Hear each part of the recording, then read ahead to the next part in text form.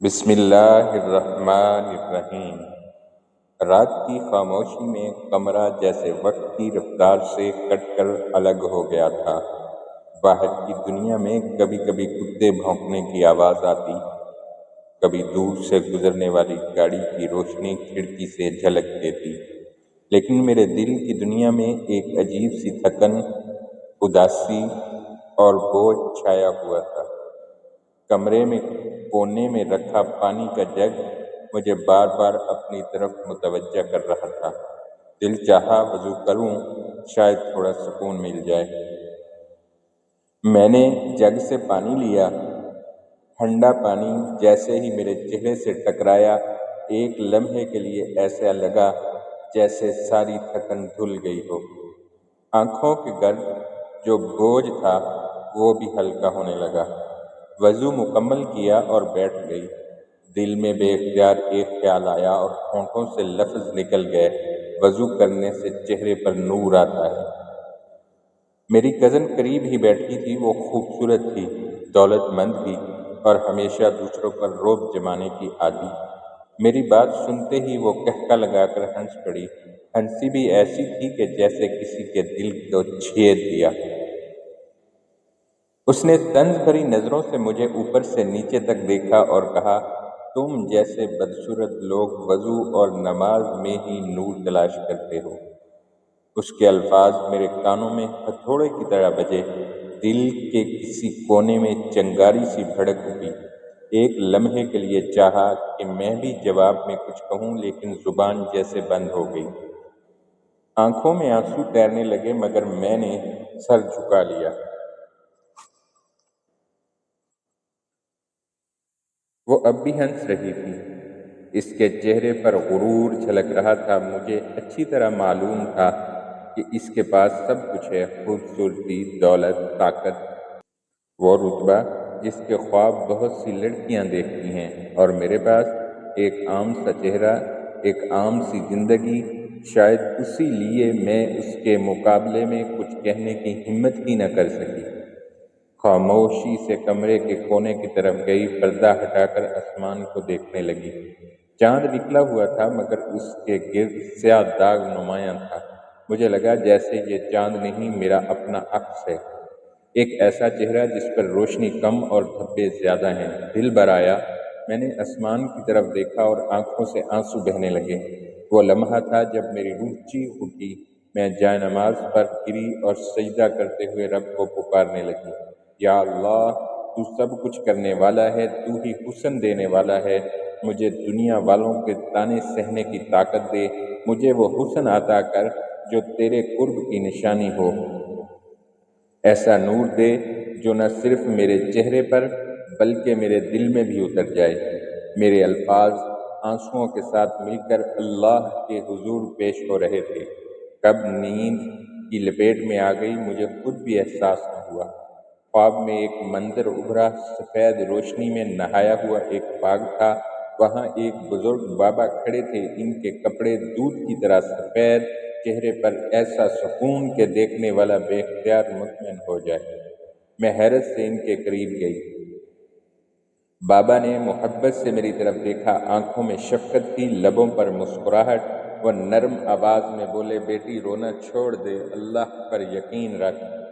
سورۃ یوسف کی آخری 7 آیاتوں کا وظیفہ کر اور پھر دیکھ تیرا رب کیسے تیرے لیے کمال کرتا ہے۔ میں کچھ کہنا چاہتی تھی لیکن لب ہل نہ سکے، بس آنکھوں میں آنسو تھے اور دل میں ایک عجیب سا سکون۔ اچانک خواب ٹوٹا، آنکھ کھل گئی، کمرہ خاموش تھا، باہر گہری رات چھائی ہوئی تھی، دل کی دھڑکن تیز تھی۔ میں نے پانی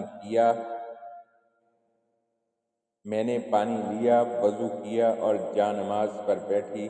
دل جیسے کسی انجانی طاقت سے لبریز ہو گیا تھا۔ میں نے سورۃ یوسف کی آخری 7 آیات پڑھنا شروع کی۔ الفاظ زبان سے نکلتے، دل میں اترتے اور آنکھوں سے آنسو بہتے جاتے۔ مجھے لگا جیسے یہ آیات میرے وجود کے زخموں پر مرہم رکھ رہی ہیں۔ ہر آیات ایک نئی طاقت، ایک نئی امید دے رہی تھی۔ پڑھتے پڑھتے کب نیند آ گئی اندازہ ہی نہ ہوا۔ صبح اماں نے جھنجھوڑ کر جگایا، بیٹی اٹھو فجر کا وقت ہے۔ آنکھیں کھولی تو کمرے میں ہلکی روشنی پھیل رہی تھی۔ نیند کی جھلک ابھی باقی تھی مگر دل پرسکون چھا گیا تھا۔ میں آہستہ آہستہ اٹھی اور شیشے کے سامنے جا کر کھڑی ہوئی اور پھر میری سانس رک گئی۔ شیشے میں جو عکس تھا وہ کل والی لڑکی نہیں تھی، وہی چہرہ، وہی آنکھیں، لیکن ان میں نرمی تھی، روشنی تھی، ایک عجیب سا نور تھا جو پہلے کبھی نہ تھا، جیسے اندر کا سکون باہر جھلکنے لگا ہو۔ میں نے کانپتے ہاتھوں سے اپنے گال چھوئے، یہ میں ہی تھی، یقین نہیں آ رہا تھا۔ آنکھوں سے آنسو نکلے اور لبوں پر بے ساختہ آیا، یا اللہ یہ تیرا کرم ہے۔ اماں کمرے میں آئیں، وہ مجھے دیکھتے ہی چونک گئیں۔ بیٹی آج تو بالکل بدل گئی ہے، تیرا چہرہ تو چمک رہا ہے۔ ان کے الفاظ سنتے ہی دل مزید بھر آیا۔